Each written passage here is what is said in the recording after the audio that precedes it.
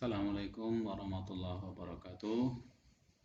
Para siswa sekalian, pada pertemuan kali ini kita akan melanjutkan materi tentang muatan listrik dan gaya kulum.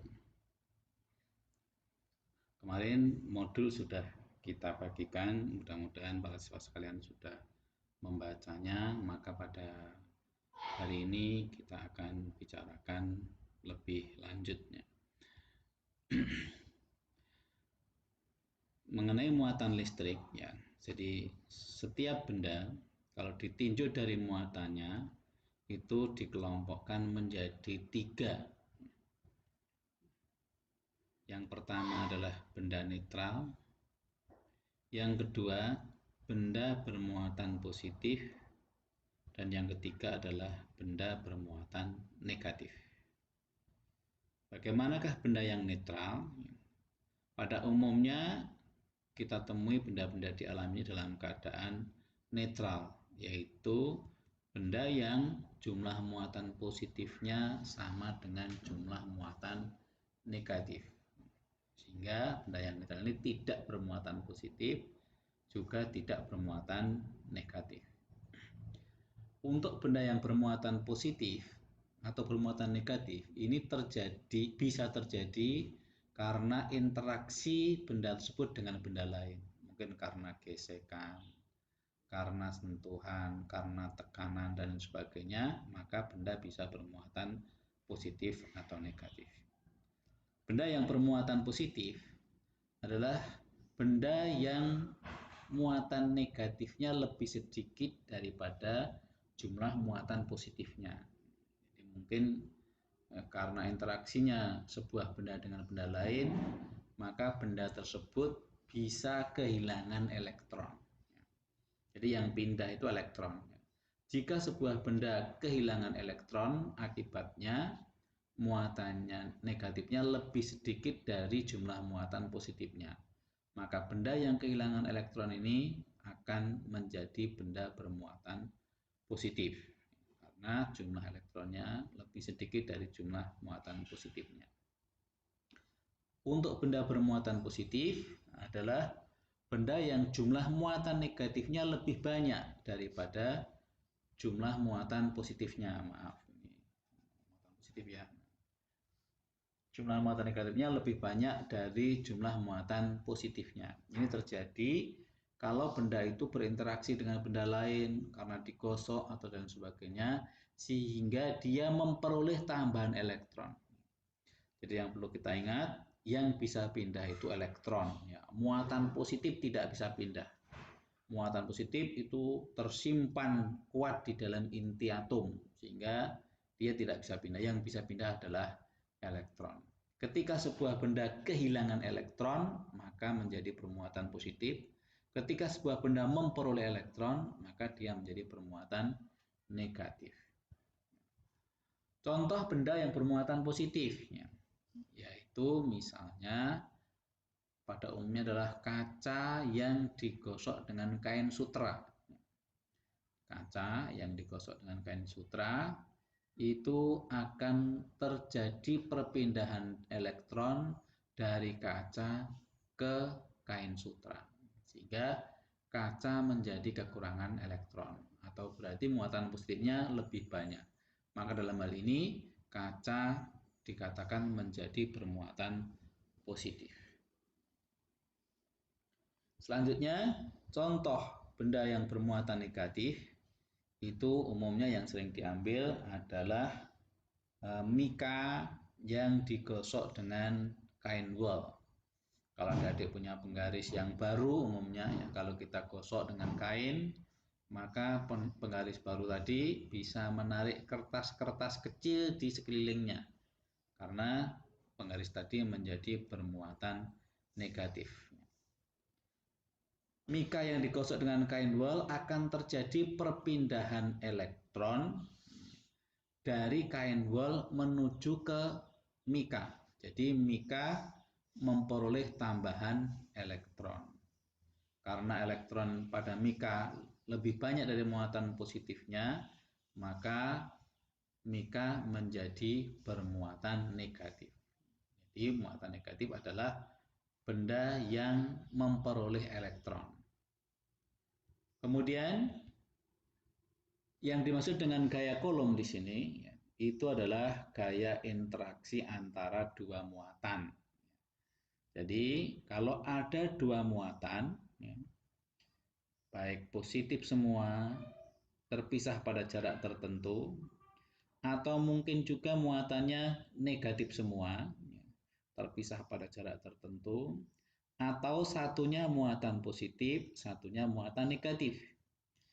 Nah, kalau kedua muatan ini terpisah pada jarak R misalnya, maka antar muatan akan terjadi gaya interaksi yang kemudian dikenal dengan gaya Coulomb. Nah, kalau muatannya positif itu akan tolak menolak, positif dengan positif ya sama ya, tolak menolak. Kalau muatannya negatif semua juga tolak menolak ya. Tapi kalau muatannya satu positif, satu negatif, maka gaya Coulombnya akan berupa gaya tarik menarik. Yang keduanya sama. Jadi gaya Coulomb adalah gaya interaksi antara dua muatan. Apabila ada dua muatan terpisah pada jarak tertentu, maka kedua muatan akan mengalami interaksi. Jika muatannya sejenis, maka gaya interaksinya akan berupa gaya tolak menolak. Jika muatan berlainan jenis, maka gaya interaksinya berupa gaya tarik menarik. Lalu bagaimanakah nilai gaya tolak atau gaya tarik antara dua muatan tersebut?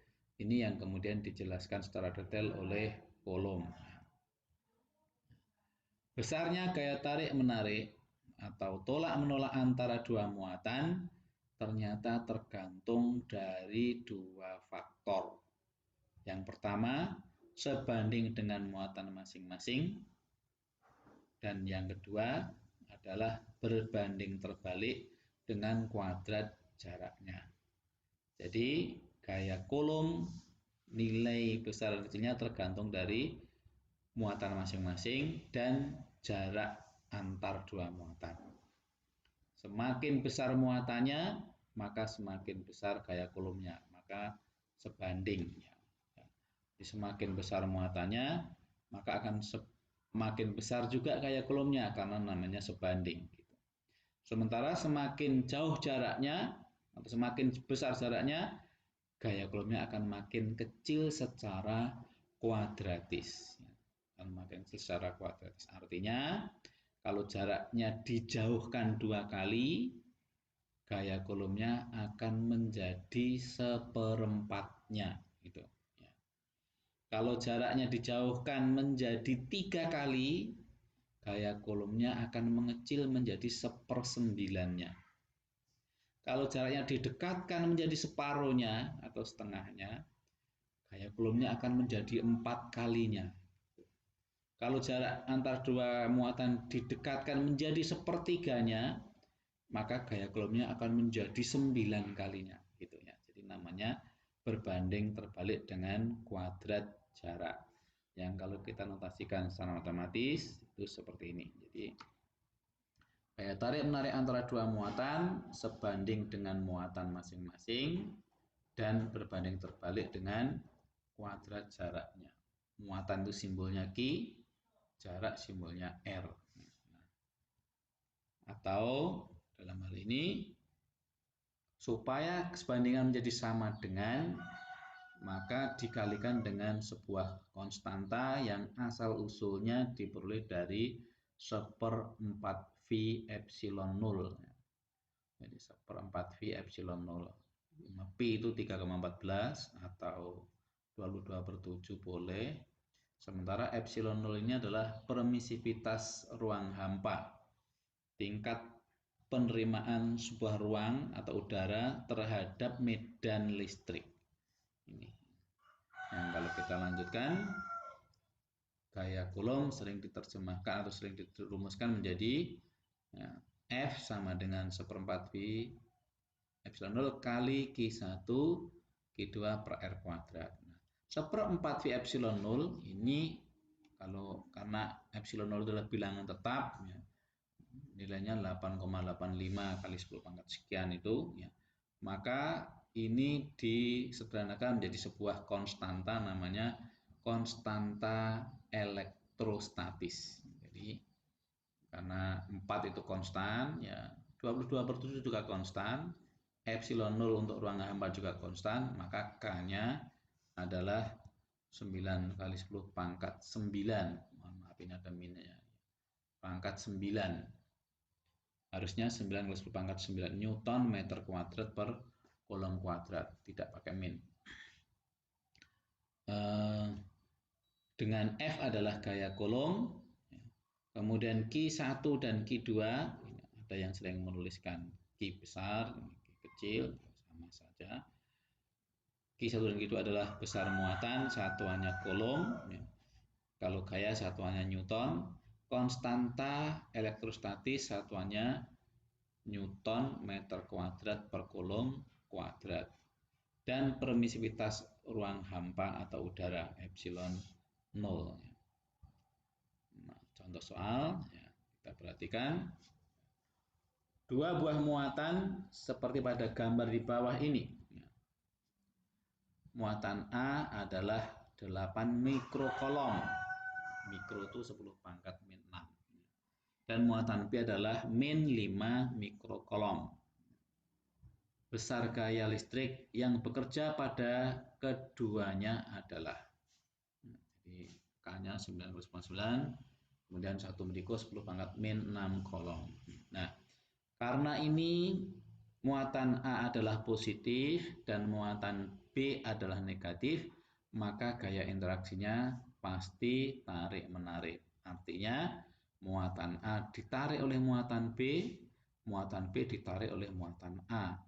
Besarnya sama, arahnya berlawanan, sebagaimana pada hukum Newton yang ketiga. Jadi terjadi tarik-menarik dengan gaya yang sama. Lalu besarnya berapakah gaya kolom antar dua muatan ini? Kita masukkan ke persamaan kolom tadi, F sama dengan K Q1 Q2 per R kuadrat, dengan muatan A adalah 8 mikrokolom atau 8 kali sepangkat min 6, dan muatan B min 5 mikrokolom atau 5 kali 10 pangkat min 6. Tanda min boleh dimasukkan, tapi maksudnya adalah untuk menentukan kalau muatannya jenis itu tarik menarik. Jaraknya adalah 10 cm atau 0,1 meter. Kalau kita masukkan, maka akan kita peroleh, ya, 9,9 kali 8 kali 10 pangkat min 6 kali 5, tanda minusnya tidak usah dimasukkan, kali 10 pangkat min 6 dibagi 0,1 dikuadratkan, ya, maka hasilnya adalah seperti ini, ya, atau 36 Newton. Jadi antar muatan A dan B terjadi tarik-menarik sebesar 36 Newton. Yang kedua, kita perhatikan, ya. Dua muatan listrik P dan Q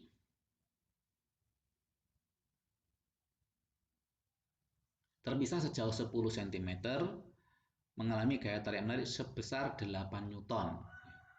Jika muatan Q digeser 5 cm mendekati muatan P, maka gaya listrik yang terjadi adalah, jadi pilihan ganda. Saya ulangi, muatan P dan Q terpisah sejauh 10 cm mengalami gaya tarik-menarik sebesar 8 Newton. Jika muatan Q digeser 5 cm mendekati muatan P, berarti menjadi berapa? Menjadi 5 cm. Maka gaya listriknya secara mudah, ya, kita pakai logika kemarin, ya, tadi, ya, berarti jaraknya semula 10 cm, ya, gayanya 8 Newton. Kalau digeser 5 cm mendekati berarti tinggal 5 cm, tinggal separuhnya. Kalau tinggal separuhnya, kalau didekatkan separuhnya, gayanya menjadi berapa kalinya tadi? Menjadi 4 kalinya, maka 32 Newton, atau secara detail bisa kita kerjakan seperti ini, ya. Jadi kita hitung gayanya dulu, ya. Nah, kita hitung Q1 kali Q2.